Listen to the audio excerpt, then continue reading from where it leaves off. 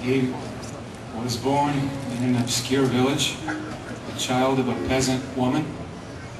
He grew up in still another village, where he worked in a carpenter shop until he was 30. Then for 3 years he was an itinerant preacher. He never wrote a book. He never held an office. He never had a family or owned a house. He didn't go to college. He never visited a big city.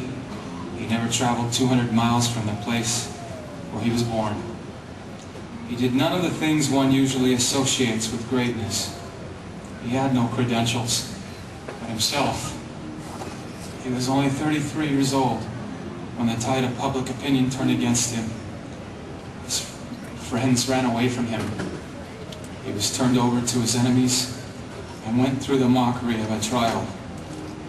He was nailed to a cross between two thieves, and while he was dying, his executioners gambled for his clothing, the only property that he had on this earth.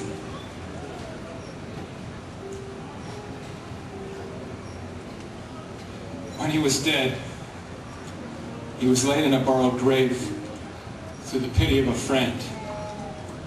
And like many of you saw in the Passion of the Christ, on the third day he did rise from the dead and now sits at the right hand of the Father and will come again in the clouds of heaven.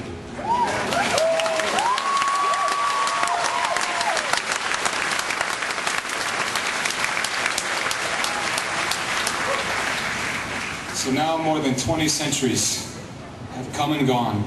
Today, he is considered by many to be the central figure of the human race and the leader of mankind's progress.